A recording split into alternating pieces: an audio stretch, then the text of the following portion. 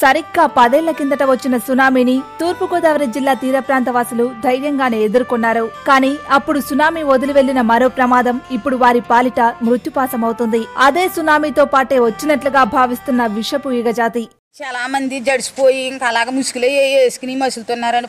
మా ఆయన గారు కూడా బాగా సీరియస్గా నీరసంగా ఉంటున్నారండి. ఇంకా నీరసంగా ఉంటున్నారు. హాస్పిటల్కి వెళ్ళి బుర్రలోటి ఈ ఎండు మిషన్లు పెట్టి ఆ ఇసాలు అన్నీ తీసారు. కానీ అండి తీసినా ఏమీ ఉపకారం అవ్వలేదండి. ఇంకా బుర్ర తిరిగిపోతుంది. తూలిపోయినట్టు తాగినోళ్ళు పడిపోయినట్టుగా పడిపోతున్నారండి. తూలిపోయి బాగా నీరసంగా ఉంటున్నారండి. సునామీ తర్వాత ఈ విషపు ఈగలు పశ్చిమ తీర ప్రాంతాన్ని ఆవాసంగా చేసుకున్నాయి. మొదట సాధారణ ఈగలుగా భావించిన వీటి విషం ప్రభావంతో ప్రాణాలు పోయే పరిస్థితి రావడంతో జనాలు బెంబేలెత్తారు. అధ్యయనం చేసిన శాస్త్రవేత్తలు దక్షిణాఫ్రికాలో మాత్రమే ఉండే విషపు ఈగగా దీన్ని గుర్తించారు. ప్రత్యేక దుస్తులను ధరించిన ఓఎన్జీసీ సిబ్బంది ఒకే రోజులో నర్సాపురం, మొగల్తూరు మండలాల్లోని ఈగల పుట్టలన్నింటినీ నాశనం చేశారు. దీంతో తీర ప్రాంత వాసులు ఊపిరి పీల్చుకున్నారు. ఆ రకమైనటువంటి ఈగలు అన్నమాట. అవన్నీ కూడా ఏంటంటే ఒక్కోసారి 1, 2, 3 ఈగలు దాడి చేసి ఒకసారి పెద్ద గుంపు కింద దాడి చేస్తాయి.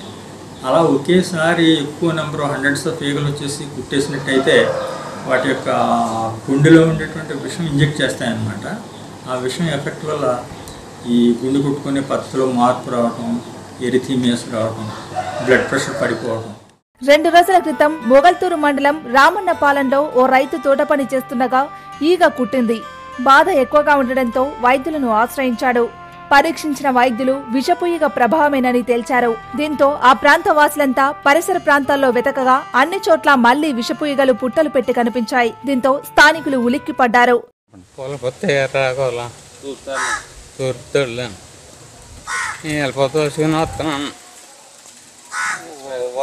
సరిగ్గా నెత్తంతా పడిపోయి అట్లా అన్నట్టు కుట్టేసి అప్పుడు నోట్లో పడుతున్నా. సునామీ తర్వాత వచ్చిన ఈ విషపు ఈగలు ఇక్కడి వాతావరణానికి బాగా అలవాటు పడ్డాయి. తేనెటీగల మాదిరిగా ఉండే వీటిని గుర్తించడం కష్టమవుతుంది.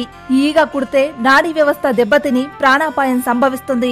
చెట్ల కొమ్మలపైన, భూమిలోనూ ఇవి పుట్టలు పెడతాయి. రాత్రి సమయాల్లో ఎక్కువగా దాడులు చేస్తుంటాయి. అవి దాడి చేసినట్టయితే ఇమీడియట్గా ఇండోర్స్కి వెళ్ళి తలుపులు వేసుకుంటే కొంతవరకు ప్రొటెక్షన్ ఉండొచ్చు.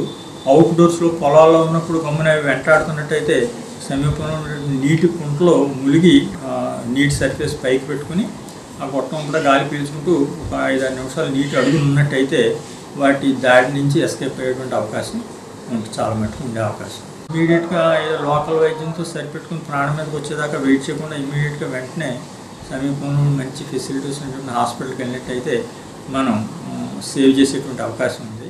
పుట్టలన్నింటినీ నిర్మూలించినా మళ్లీ ఇవి వ్యాప్తి చెందడంపై తీర ప్రాంత వాసులు భయాందోళన వ్యక్తం చేస్తున్నారు. పొలాల్లోకి వెళ్లాలన్నా, చెట్లు ఎక్కాలన్నా, సముద్రంలో వేటకు వెళ్లాలన్నా భయపడుతున్నారు. చాలా మంది ఉన్న ఊళ్లను వదిలి దూర ప్రాంతాల్లో తలదాచుకుంటున్నారు. గతంలో లాగా అధికారులు నిర్మూలన చర్యలు చేపట్టాలని కోరుతున్నారు.